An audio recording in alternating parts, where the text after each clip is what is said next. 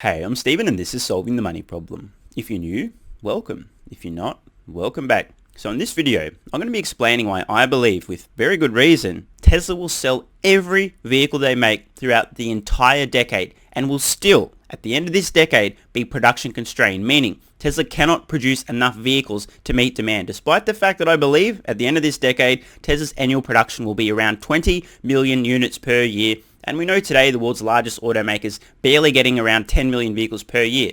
Pretty audacious claim to believe that in 10 years time Tesla's going to be selling twice as many vehicles as the world's largest automaker today, yet still won't be able to produce enough vehicles to meet the truly insane demand. Of course, I don't have a time machine despite some of my previous predictions suggesting otherwise, but I am very confident about making this claim, and I'll look forward to hearing from you guys in a decade's time to find out whether or not I was right. So let's get into the video. And by the way, since I know there's a lot of crypto lovers watching and people who like free stuff, it's your lucky day. For a limited time, you can get up to $250 in free crypto bonuses when funding a new account on BlockFi, where you can use cryptocurrency to earn interest, borrow cash, and buy or sell crypto. If you want your free crypto, use the link in the description. It also helps out the channel. And if you'd like up to 2 free stocks, check out the link in the description to WeBull. If you open a new account, you'll get 1 free stock valued up to $250 just for opening an account. And if you fund your account with $100, you'll get a second free stock valued up to $1,600. Unless you don't like free stocks, that is. And if you're in Australia, the UK, or New Zealand, you can get a free stock with stake, also using the link in the description. Let's get back to it. First of all, I want to explain to you guys the concept of a disconnect between perception and reality. If we wind the clock back to 2014, Tesla themselves told the entire world that they were expecting to produce around 500,000 vehicles in 2020. How many people believe that Tesla would actually do that? Approximately 0 on the entire goddamn planet. Yeah, there's some exceptions, but bear with me here, guys. I'm trying to make a point. Practically nobody thought it was possible. Yet Tesla did what they thought and said they were going to do. That gap, that disconnect, that was called opportunity. Many smart investors took advantage of this and loaded up on Tesla stock, and as we know, they did pretty well as a result by taking advantage of that opportunity, the disconnect between reality and perception. And here we are for round 2, another massive disconnect between perception and reality. We already know that Tesla is aiming to and believes they can produce 20 million vehicles per year by the end of this decade. There's a massive disconnect once again between perception and reality. Even the most bullish of bulls on Wall Street don't believe Tesla will come even close to this. In fact, the most bullish scenario I've seen has Tesla producing less than 10 million vehicles, less than half of their goal by 2030. Of course, I don't have a time machine, so I could be wrong. But in this video, I'm going to walk you guys through the reasoning as to why I think I'm right and the entire stock market is completely wrong. Therefore, once again, that gap, that's right, opportunity. We recently heard some rumors that have since been confirmed that Tesla, 1 month into Q2, has already sold out of their entire production for the full quarter. In other words, just very approximately, Tesla has about 3 times as much demand as they're currently able to meet. Last quarter, Tesla sold a little over 180,000 vehicles, and we know their production capacity is currently expanding at a fairly rapid rate.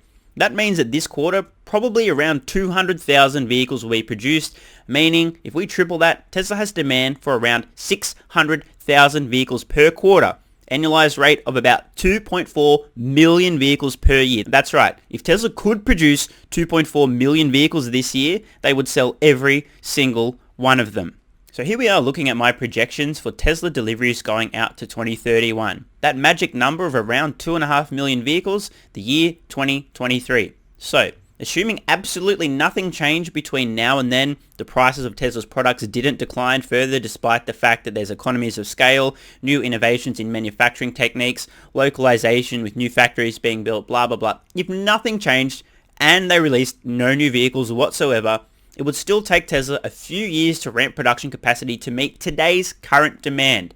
But of course, it's a little bit more complicated than that. The cost of Tesla's vehicles will continue to come down over time as economies of scale kick in, as they drive costs down with new manufacturing techniques, as I've just mentioned. And of course, there's another element here as well. The more Teslas Tesla sells, that's right, the more Teslas Tesla sells, because word of mouth, new customer gets a Tesla, they tell everyone who'll listen and plenty of people who won't what an amazing vehicle it is, there's test drives, suddenly people get exposed to the vehicle, suddenly that generates even more demand. Oh, And then there's the whole new vehicles thing, you know, that thing, yeah, like the Cybertruck, the Semi, the Roadster, the Model 2, the $25,000 vehicle as well. So let's think about this for a moment. An incremental decrease in the price of a Tesla product can have a massive effect. Somebody who couldn't quite stretch there, if the price comes down another $1,000, suddenly the Tesla is now within their range and they'll get into that vehicle. So there's a few dynamics going on here. We have declining prices, which have an exponential effect on the total addressable market. And we've got economies of scale further driving the prices down and new manufacturing techniques. And on top of that, we've got new products, each new product dramatically expanding the total addressable market. The Cybertruck alone, I believe, could easily reach volumes of over 1 million vehicles per year. Tesla's Model 2 will be millions upon millions of vehicles per year. You see, Tesla really knows what they're doing.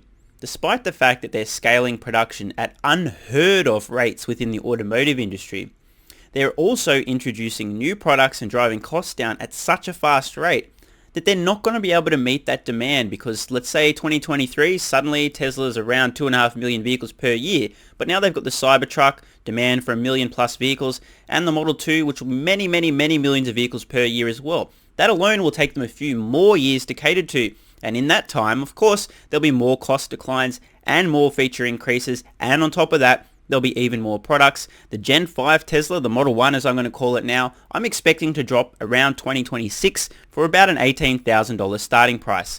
That, I believe, is the final piece of the puzzle. We'll have the Model S, 3, X, Y, the Model 2, the Model 1, the Cybertruck, the Semi, and the Roadster, and a Tesla van. And at that point in time, I believe around 2026, Tesla will have demand for around 20 million vehicles per year. It's going to take them another 4 years just to reach that, and of course, more economies of scale, prices come down even further, on and on and on and on. I ultimately believe that by the year 2031, Tesla will be producing around 20 million vehicles per year and have demand for closer to 30 million units. And yes, I know that is an insane percentage of the overall global vehicle market, but that's the point.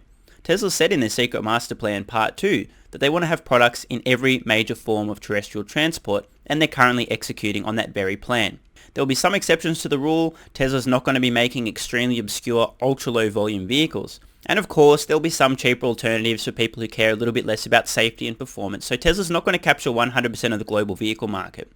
But in all honesty, with Tesla's big brain engineers, their economies of scale, their lead, their engineering talent, their technological advantages, their software advantages, their manufacturing advantages, they're really going to take over the global automotive market. I genuinely believe that in the year 2031, 10 years from now, Tesla will have demand for about 30 million vehicles per year and be only producing around 20 million vehicles. It may take them another 5 years to actually start meeting that insane demand. Now, I know this sounds crazy, but I personally believe that it's more likely to happen than not. And that brings us back to the point of this video, the disconnect between perception and reality. Of course, as I said, I don't have a time machine, but if I'm right, the gaping void right now, the huge gap between what the market thinks is possible and what Tesla's actually going to do, is a huge opportunity. I know to many people this sounds extremely audacious. That's kind of the point. Tesla actually has the audacity to both aim for and achieve this goal.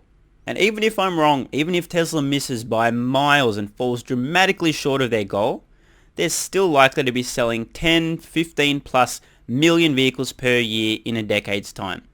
How many analysts on Wall Street think this is possible? Literally none of them.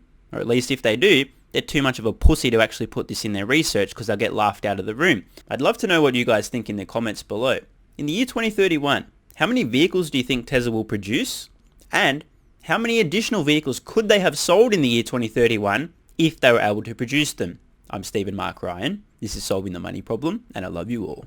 And don't forget, if you'd like up to $250 in free crypto bonuses with BlockFi, use the link in the description. You can also get 2 free stocks with WeBull and a free stock with Stake, also linked in the description. Thanks so much for watching. Let me know your thoughts in the comments below. And of course, if you have any ideas for future videos, let me know. I read all your comments. P.S. If you're still watching, you're awesome. If you'd like early access, exclusive videos, regular Q&As, our private Discord server and more, consider supporting the channel at patreon.com/solvingthemoneyproblem so I can keep creating content for you guys. There's a link in the description. You can now also become a member of the channel for some exclusive perks. To learn more, click the join button next to subscribe. And don't don't forget to check out our merch store. Either way, the best form of support is you being here and watching, so thanks again.